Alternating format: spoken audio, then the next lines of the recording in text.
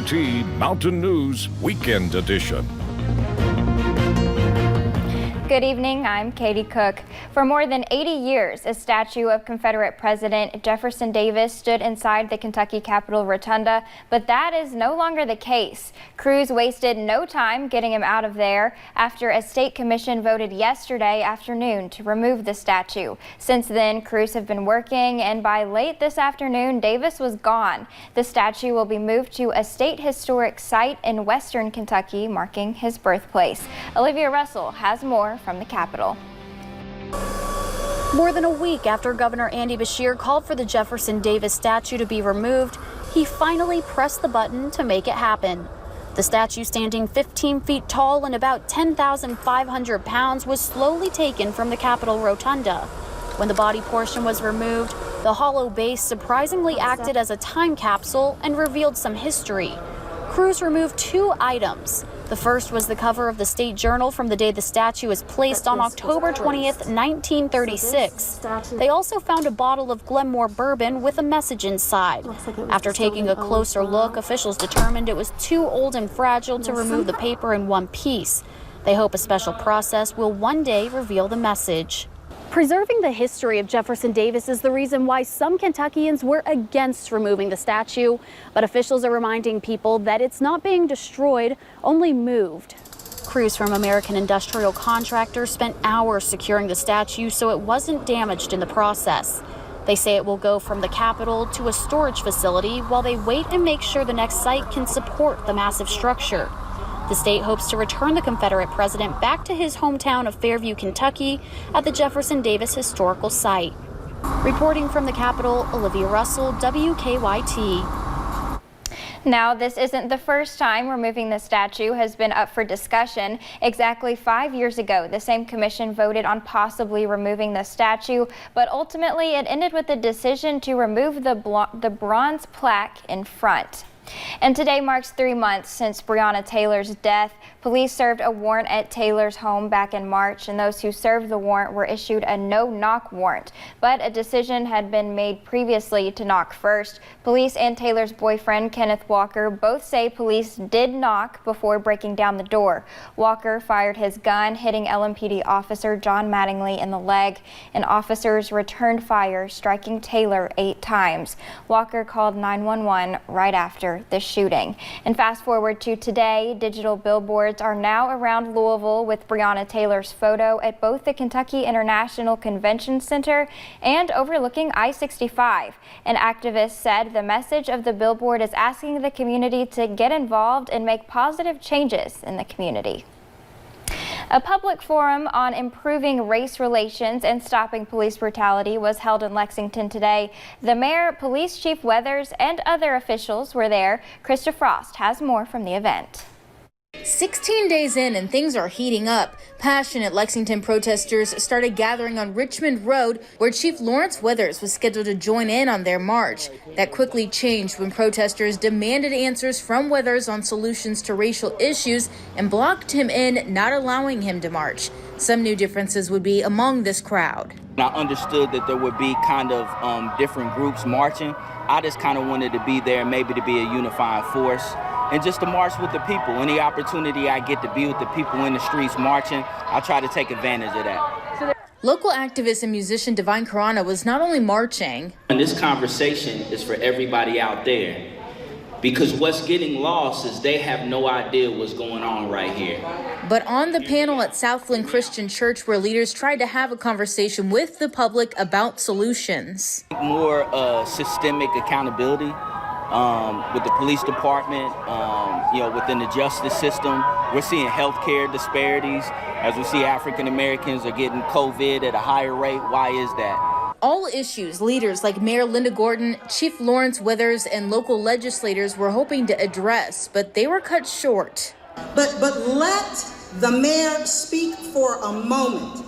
Protesters standing up in front of the stage chanting for immediate change. They say leaders have had time and waited too long to do something about an ongoing problem. Well, do you want to hear what I have to say? Chief Lawrence Weathers trying to answer questions while protesters chanted. Hey, listen, and I'm black too, and I know that ain't popular for you all to believe, but I'm gonna tell you, I'm black and I'm proud. And I understand why y'all up here standing here,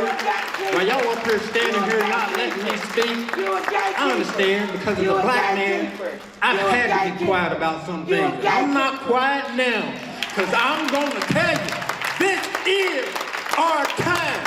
And I'm gonna answer this question. It is happening now because it is God's will. Other protesters we talked with saying having a conversation is the only way to move forward and make real, lasting change. In Lexington, Krista Frost, WYMT Mountain News. And many of the questions listed were not asked because of protesting inside the church, making it challenging to continue on. There's no word yet on if another panel like this one will be scheduled. Well, Louisville Slugger will no longer create commemorative nightsticks. The LMPD Foundation sold those commemorative nightsticks for fundraiser purposes. Today, Louisville Slugger publicly condemned racism and police brutality in any form. In a statement, they said they recognize the symbolism of nightsticks and decided they will no longer produce them. They didn't mass produce the sticks before, but they were usually sold for police officer retirements. Today, parents brought their children to join the protest against systemic racism. The event is called Chalk Their Name. It was to honor the people who have been victims to police brutality. One mother we spoke to says kids need to understand what's happening because they're going to fight the same battle later. Sadly, we are going to pass down a legacy of systemic racism in our country. And if we don't name that now and acknowledge and then start to really deal with that in a real way, our kids are going to have to fight this fight just like we are, just like the black community has been for 400 years.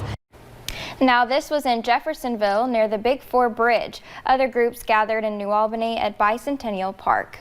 One Eastern Kentucky man is finding a different way to support Breonna Taylor in the Black Lives Matter movement. WYMT's Camille Gear explains.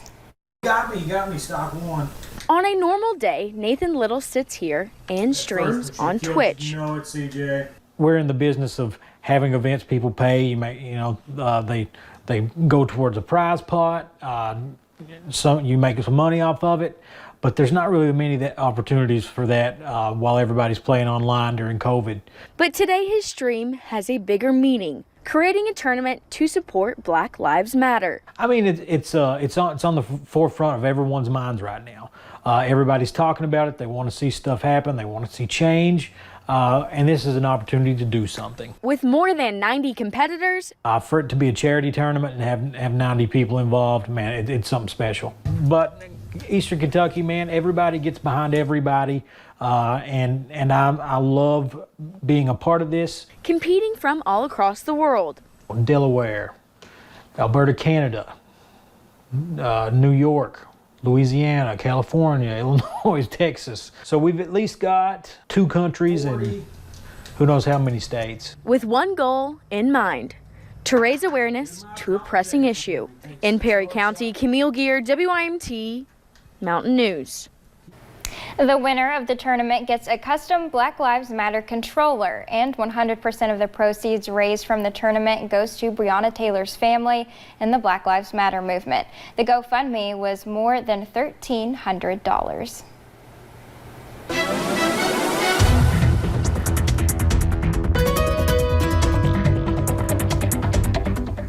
Well, conditions are now starting to calm down as we head into those overnight hours tonight, but still very nice outside. Let me take you to some of these current conditions. If you look into downtown Whitesburg, I mean, you can just see those quiet conditions there, looking pretty calm and just overall really nice. They're staying on that drier side this evening and cooler side as well. But we did see just a few stray pop-ups as we headed into those evening hours tonight a little bit earlier, but just 1 or 2, and for the most part, most of us stayed on that drier side, and pretty much all of us on that drier side now. Really some Doppler radar picking up just a little bit of light activity over around Lee County, but other than that, I mean, we're all seeing those dry and pretty clear conditions right now as well. Temperatures really starting to cool down. Almost all of us out of the 70s. Somerset still there at 70 degrees, but pretty much the rest of us have dropped into those upper to mid 60s right now, and we are only going to continue to cool down down as we head into those overnight hours, and we're going to continue getting on that cooler side. We're actually going to be dropping into about those mid-50s overnight tonight. So as you wake up tomorrow morning, it's going to feel very comfortable and a little bit cooler, very similar to what we felt like waking up today. Katie? All right, thank you, Brooke. There's a notable rise in new coronavirus cases in several states. Daily highs recorded in Texas, Florida, and California. More than 2 million Americans have been infected. U.S. deaths now exceed 115,000. CBS's Janet Shamlian is in Houston. This is the COVID-19 team at Houston's Methodist Hospital, where they've seen a 40% increase in cases in recent weeks, and intensive care units are 85% full. We've already uncorked the genie. We got our wish, which was to end the home quarantine orders, and now we're seeing people treat that as if COVID-19 is no longer an issue, and that's far from the fact. As Texas restaurants reopened at 75% capacity, cases are rising in more than 22 states. Florida is among them, where Miami's beaches have reopened, as the state today reported 2,500 new cases. Manny Bjorkis is there. Dan Gelber is the mayor of Miami Beach. He says if crowds grow too large and cases spike, the beaches could close again. We want people to, realize that this pandemic is still here, but we got to open up our economy. We've got to give people the opportunity to get out there. As they do, the CDC is out with new guidelines, including wearing cloth masks at large gatherings. I'm going to wear my mask. But masks are a divisive issue. In California, Orange County is no longer requiring them. Don't wear a mask if that's what you want. Visitors are pouring into wine country as it reopens this weekend. But parts of the West Coast are hitting the brakes. Utah and Oregon delaying reopening. A different story in what was the epicenter of COVID-19. New York now has the lowest rate of transmission in the nation. From the worst infection rate to the best. That's what New Yorkers accomplished. There are now more than 2 million coronavirus cases across America, and the CDC is predicting as many as 140,000 deaths by early July. Janet Shamlian, CBS News, Houston. And Governor Andy Beshear did not hold a coronavirus briefing today, but did provide updated numbers. Governor Beshear announced 315 new cases. That brings the statewide case count to 12,445. There were 2 new deaths today, and now the death toll sits at 499.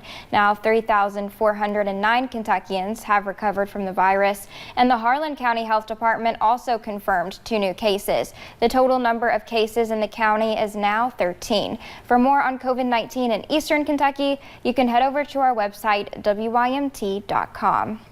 Hazard Health and Rehabilitation Center built something special for its families and residents. The nursing home built a visitation booth, which allows families to visit their loved ones. Families can visit by speaking and seeing each other through plexiglass. This new booth helps decrease the spread of COVID-19 by blocking germs from reaching either side. Families are encouraged to wear masks as an extra precaution.